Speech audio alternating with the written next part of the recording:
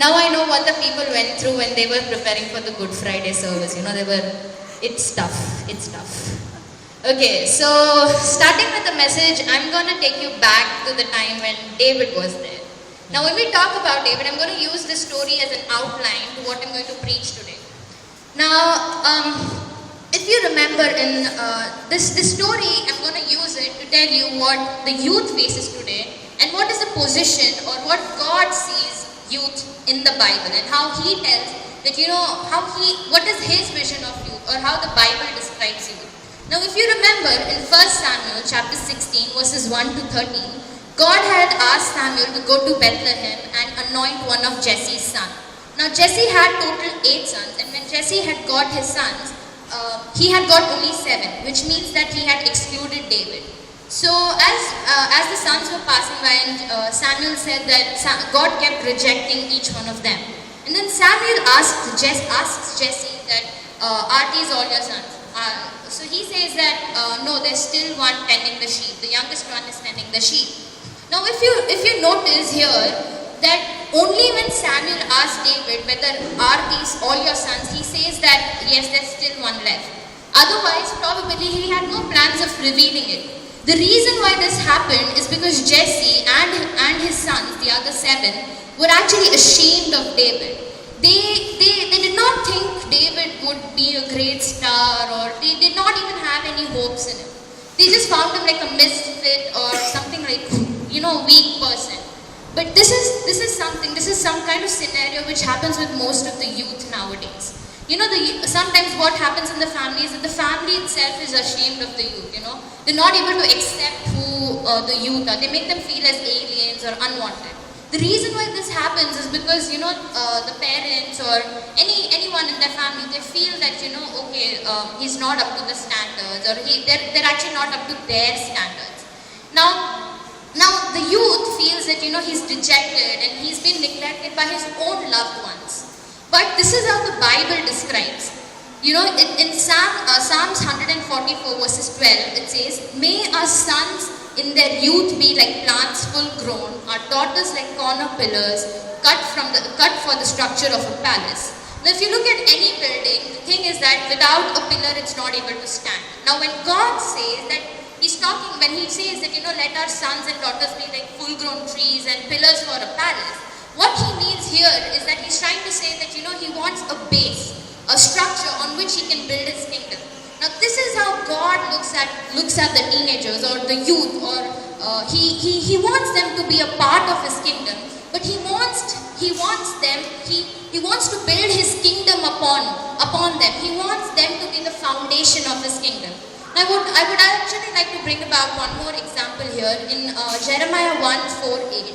Now, Jeremiah is really scared, and God tells him to go and proclaim to the nations. And this is what Jeremiah says. "Ah, Lord God, behold, I do not know how to speak, for I am only a youth. But the Lord said to me, do not say I am only a youth, for to all whom I send you, you shall go, and whatever I command you, you shall speak. Do not be afraid of them, for I am with you to deliver you, declares the Lord." Now, God is not restricted to the strength or the plans of man. He's beyond. He's looking at a bigger picture. He's not here. He's there, out there already. He wants to do something big, something great. Now, when Jeremiah says that, God, you think it's me, I can't do it, But God says, don't say you're a youth, you're in my image. And He says that He wants to do different. He wants to do something so big, even to that extent of proclaiming to nations. It's not an easy job. Now, God saw Jeremiah much different than the perspective of what the world saw and what Jeremiah himself thought about him. Now, to most of us, or generally to people, the youth might seem as frail, fragile, weak, amateurs.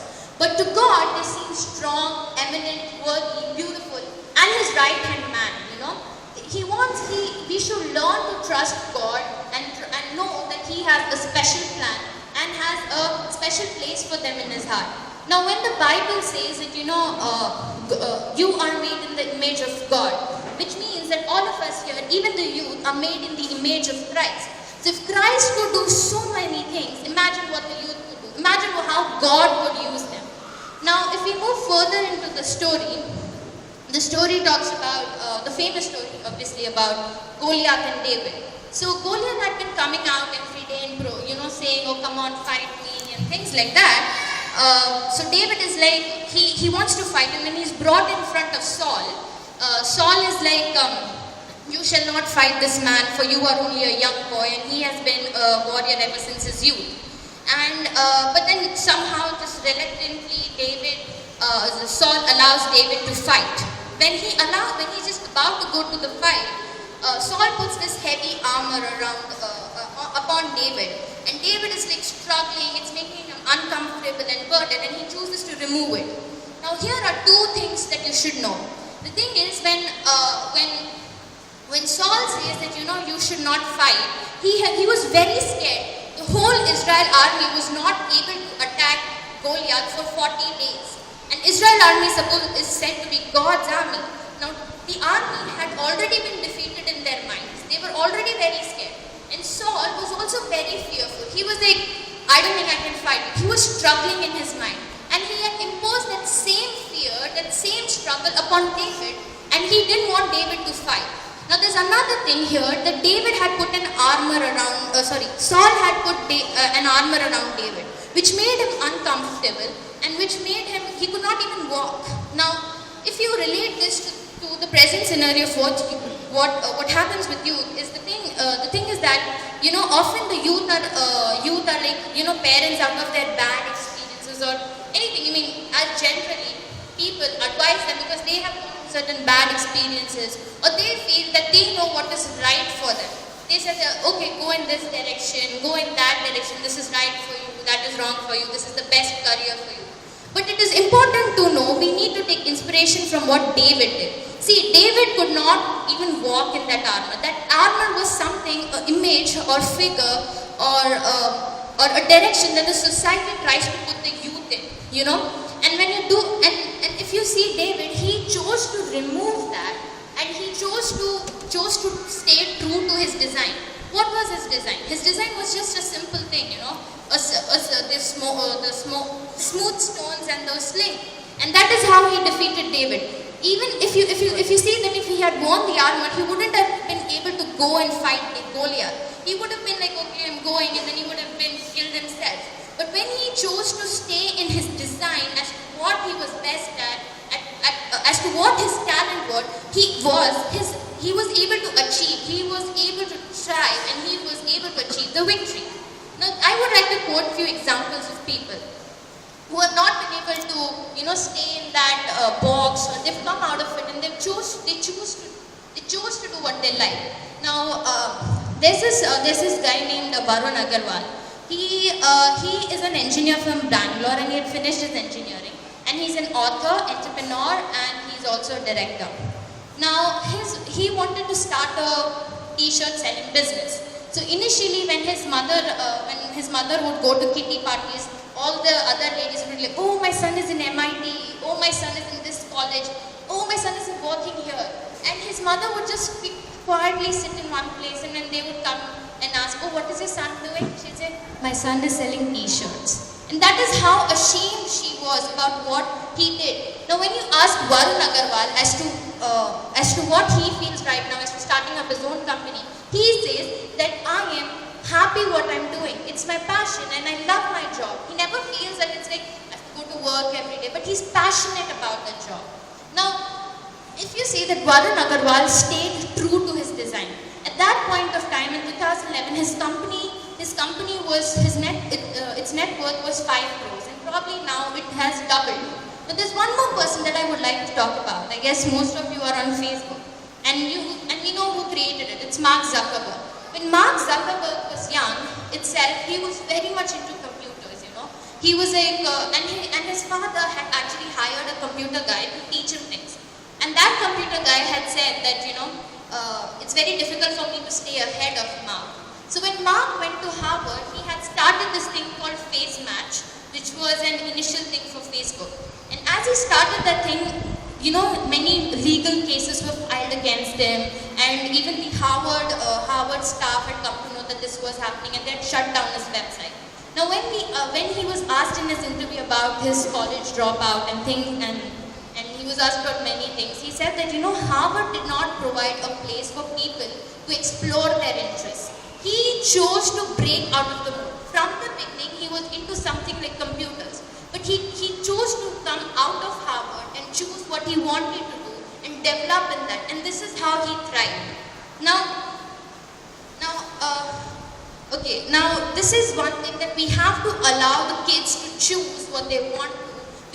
And we also need to trust God, because He knows in what design they have been made, in what is their talents, more than what we know about them. Now returning back to the story, David had gained immense popularity. He was he was getting strong, and he was this amazing person, and Saul got really insecure. He was worried, he knew that, David had the potential to just throw him off the kingship. Now Saul began to scheme up his death. Now here we see that, often when the seniors and the elder employees are there in an office, and there's somebody who's young and spirited, they often get insecure. And now even if you look at in politics, what happens is that, most of the people who are in politics are very old. And if you look at the church, even in the church, if you see the committee members are old. This mostly happens because there is no leadership given to the young people. There's no motivation given to the young people. But here the Lord says that, David was someone who's very creative. If you read the whole psalm, David has written so many psalms and songs, and he played the harp. And this is how God has gifted each of the youth. He has gifted them as creative, innovative, dynamic, amazing. And if we use them, and God says that sing unto me a new song, we have to use them into the leadership of God and build His kingdom upon them. And when we do that, the church flourishes. And the other thing is that we should not be insecure about their position. Rather, we should encourage them and get them into the leadership. Now, when we talk about youthful church, what does God mean by a youthful church? See, the thing is about youthful church is that it should be present in the next generation. It should thrive as people continue to come. Now, we do have the responsibility to work to see that the church continues into the next generation. Many youth in church feel like they're unappreciated. Our goal and challenge is to equip our youth and then give them a meaningful place in the real ministry. Our goal is to challenge and see that each youth is connected with other youth, and as well develop a mentoring relationship. See, when kids have mentors inside the church itself, it's very good because everybody is into God and they flourish in that. Otherwise, they would go out looking for answers, they'll go out looking for answers outside. It's better to develop the children in the church itself. Now, how are we supposed to reach out to the youth? To give youth opportunities to learn and then to perform tasks that are valued within the congregation. Now you have to affirm the youth. You have to send messages or give them hugs saying that it's okay, I'm there for you. And you should also pray for them and tell them that you are praying for them. But you should not brag that you are praying about them. You should let them know that they are valuable to the church, they're valuable to you, and you should continually pray for them. Now, ask them and listen to them lovingly and non-judgmentally. Now, the thing is that you have to develop some kind of a mentoring relationship to such an extent that they are ready to share anything with you. And when they share to you, you should be very loving, passionate, and non-judgmental. Believe me, the one thing that every teenager wants is the fact that people should listen to them. Okay, now here the point is not for an adult to act like a teen. Trust me, teens hate that. Rather, the point is for the adult to understand the teen. We also need to enrich them through our experiences of Christ. When people are face to face with a person and they know that, you have also gone through the same thing and, you have experienced Christ. It's much more impactful than anything else. Now, as we have discussed about youth, I would also like to say that when I say the word youth, what comes into our mind is the fact that they're very energetic, they're passionate, they have the zeal.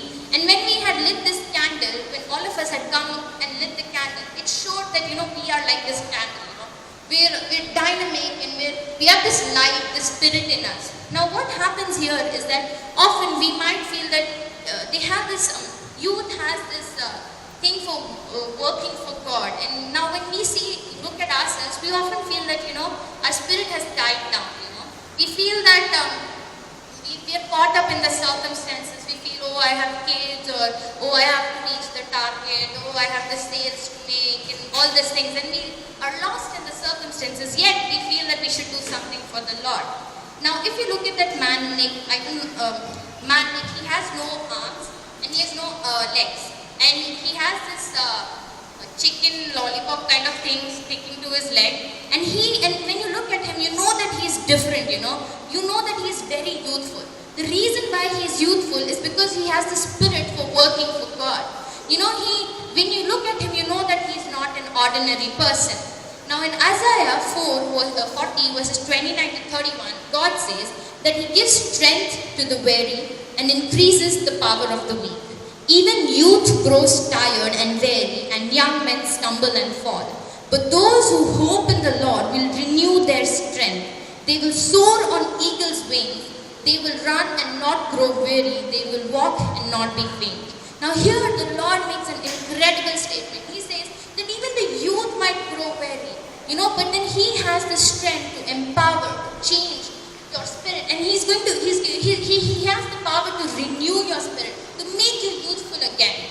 Now, he has the power to make you enthusiastic, vigorous about God's kingdom and His plans and His work.